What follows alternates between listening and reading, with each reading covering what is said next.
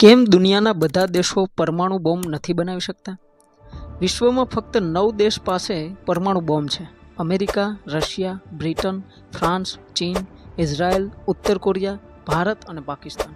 આ 9 દેશ પાસે કુલ મળીને 12,200થી પણ વધુ પરમાણુ શસ્ત્રો છે, જેમાંના 90% જેટલા ફક્ત અમેરિકા અને રશિયા પાસે છે. પરમાણુ બોમ્બ બનાવવો એ આસાન વાત નથી, કેમ કે પરમાણુ બોમ્બ બનાવવા માટે યુરેનિયમ સંવર્ધન, પરમાણુ વિભાજન અને ફ્યુઝન જેવી અઘરી વૈજ્ઞાનિક પ્રક્રિયાઓ કરવી પડે છે.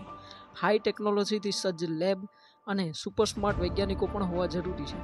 પુષ્કળ નાણાં ખર્ચ્યા પછી પરમાણુ બોમ્બ બનાવી શકાય છે, જે દરેક દેશ માટે શક્ય નથી. એટલે દુનિયાના ગરીબ અને વિકાસશીલ દેશો નાણાંના અભાવે પરમાણુ બોમ્બ બનાવી શકતા નથી.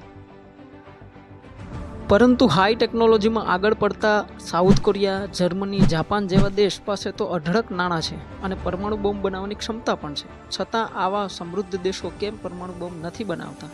તેનું કારણ છે એનપીટી નામનો કરાર. પરમાણુ શસ્ત્રોના વધુ ફેલાવાને રોકવા માટે ઈસવીસન 1968માં એનપીટી એટલે કે ન્યુક્લિયર નોન પ્રોલિફરેશન ટ્રીટી પરમાણુ અપ્રસાર સંધિ નામની એક સંધિ બનાવી હતી, જે 1970માં અમલમાં આવી. 191 જેટલા દેશોએ આ સંધિ પર હસ્તાક્ષર કર્યા. સંધિ મુજબ 1968 સુધીમાં જે 5 દેશો અમેરિકા, રશિયા, બ્રિટન, ફ્રાન્સ અને ચીન જે પરમાણુ શસ્ત્રો બનાવી ચૂક્યા હતા, એ સિવાય અન્ય કોઈ દેશ પરમાણુ શસ્ત્રો બનાવી શકશે નહીં. અમેરિકાએ 1945માં પરમાણુ બોમ્બ બનાવીને જાપાન પર ફેંક્યા ત્યારે દુનિયાને ખ્યાલ આવ્યો કે પરમાણુ શસ્ત્રો કેવી તબાહી મચાવી શકે છે.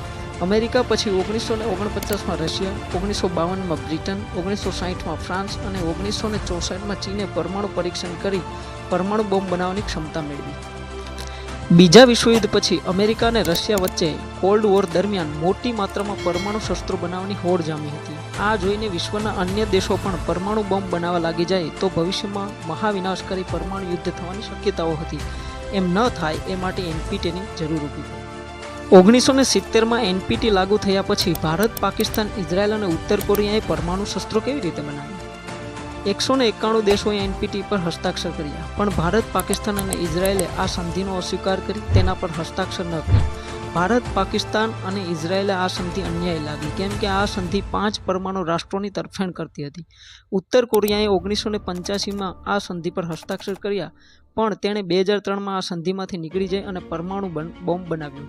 એવી રીતે એનપીટી પર ક્યારેય હસ્તાક્ષર ન કર્યા હોવાથી ભારત, પાકિસ્તાન અને ઇઝરાયલે પરમાણુ ક્ષમતા મેળવી લીધી.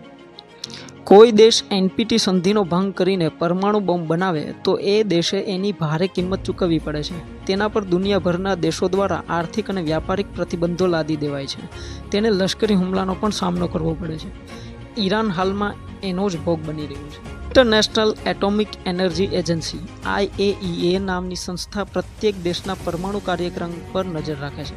વીજળી ઉત્પન્ન કરવા જેવા શાંતિપૂર્ણ હેતુ માટે પરમાણુ ટેકનોલોજીનો ઉપયોગ કરવાની તમામ દેશોને છૂટ છે, પણ પરમાણુ બોમ્બ બનાવવાની છૂટ નથી.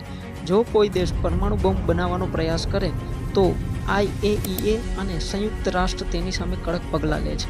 જો કે દુનિયાના ઘણા બધા દેશો ચોરી છૂપે પરમાણુ બોમ્બ બનાવવાની કોશિશમાં લાગ્યા હોવાનું કારણ કહેવાય.